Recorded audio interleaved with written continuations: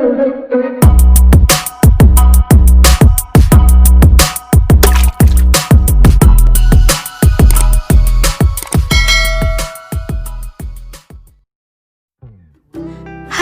assalamualaikum. Ketemu lagi sama aku di channel Rumah Bunda Mika.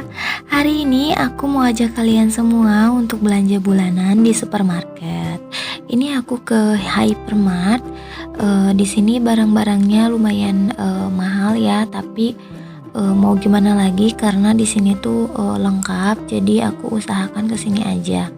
Karena ada barang yang beberapa yang mau aku beli yang gak ada di supermarket lain gitu. Nah, selagi aku belanja bulanan ini, aku sekalian mau sedikit cerita-cerita tentang gimana sih caranya mengatur keuangan biar keuangan kita itu tetap terkontrol dan kita tidak merasa kekurangan uang pas akhir bulan.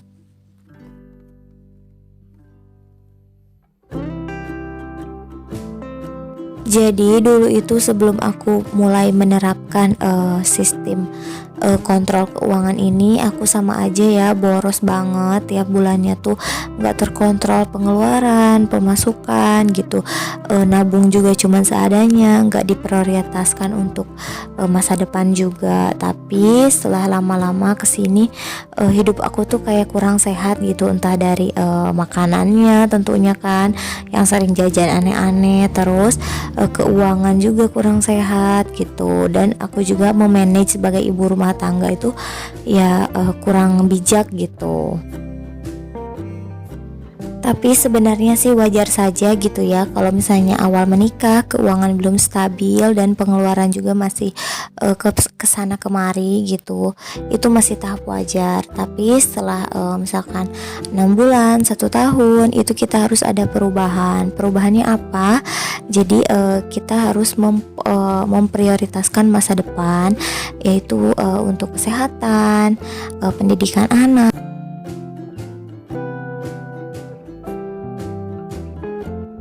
Nah, jadi caranya agar kita keuangan tetap terkontrol tiap bulan, tidak merasa bokek gitu ya pada pas akhir bulan.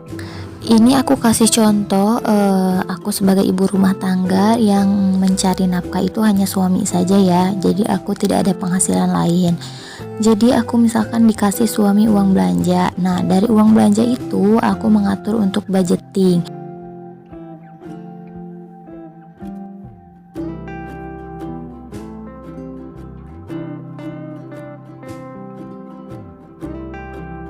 Pertama-tama budgetingnya itu aku potong dulu untuk sisihan menabung. Jadi aku menabungnya tuh di awal uang datang dari suami gitu ya.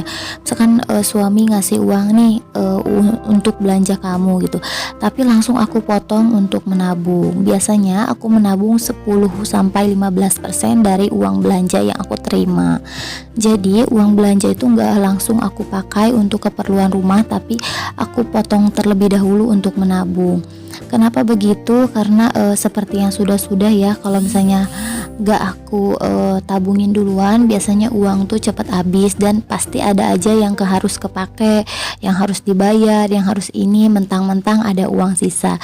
Jadi kalau misalkan udah langsung aku transferin ke rekening asli untuk tabungan, itu tidak boleh diambil lagi dan tidak boleh diganggu gugat, karena itu untuk tabungan masa depan atau misalkan tabungan terencana buat apa nantinya, seperti itu.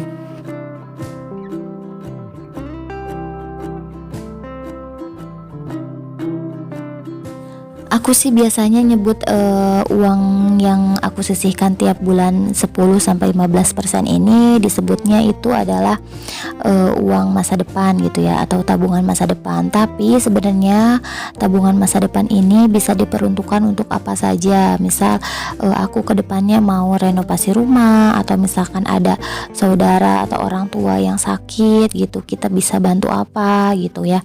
Terus misalkan untuk pengeluaran-pengeluaran yang besar. Misalkan kemarin contohnya aku tuh belum cerita ya ke kalian semua bahwa aku kena musibah kan, motor aku tuh dicuri orang gitu.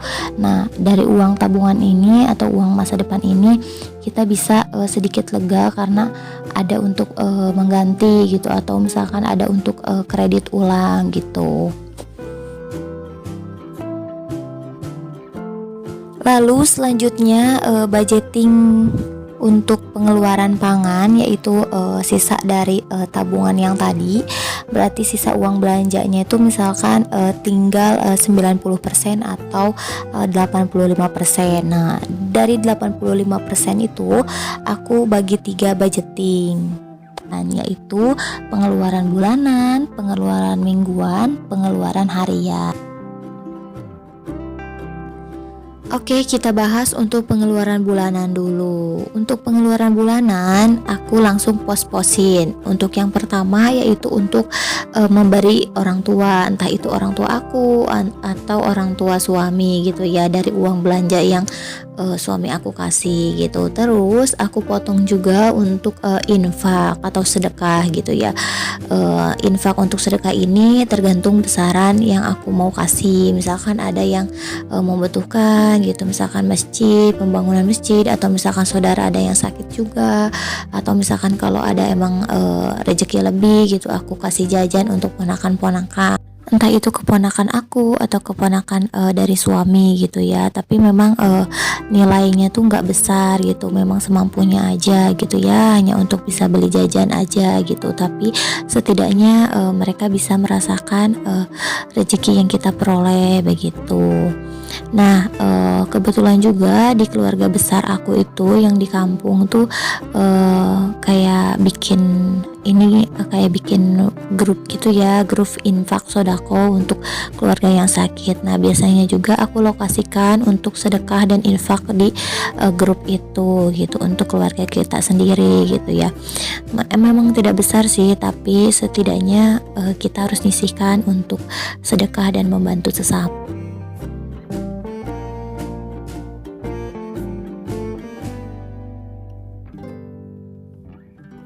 Belanja bulanan ini adalah untuk kebutuhan sebulan gitu ya.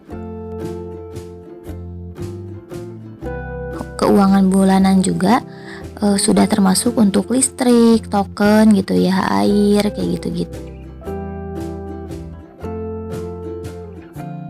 Untuk bagian mingguannya itu aku pos-posin juga budgeting untuk biaya sayur mayur gitu, misalkan untuk masak sehari-hari, atau misalkan aku mau beli bumbu-bumbu, itu termasuk dari pengeluaran mingguan.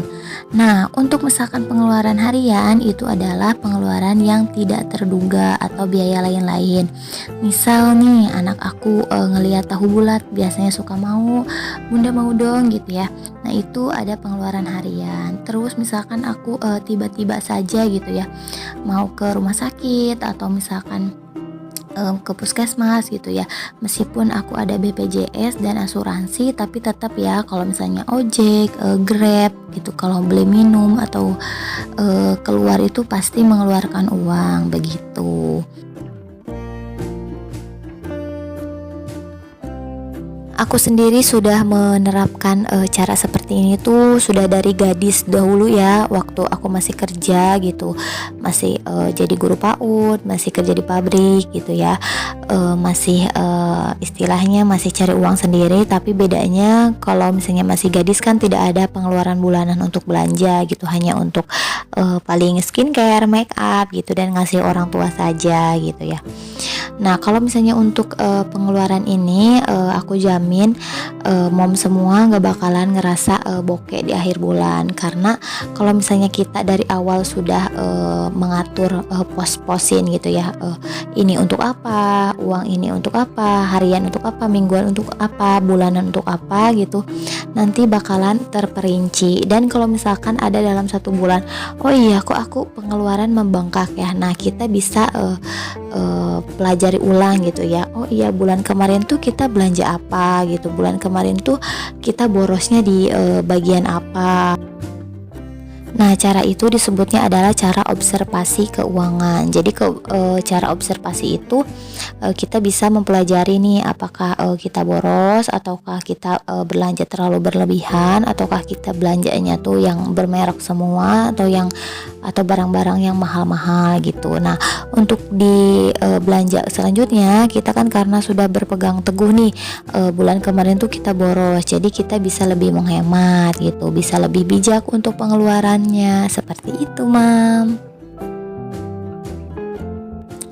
Oh iya, jujur saja ya Mom, kalau aku pribadi biasanya uang belanja bulanan itu suka sisa, selisihnya tuh antara 100 sampai 200 ribu. Alhamdulillah bisa aku simpan juga untuk pegangan aku pribadi gitu. Nah, mungkin segitu dulu aja tips dari aku agar menghemat dan tidak merasa bokek setiap akhir bulan.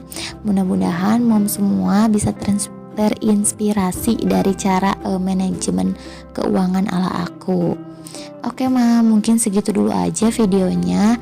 Sampai ketemu lagi di video selanjutnya. Jangan lupa klik tombol subscribe, komen, dan share ke sosial media kalian semua. Sampai jumpa. Assalamualaikum warahmatullahi wabarakatuh.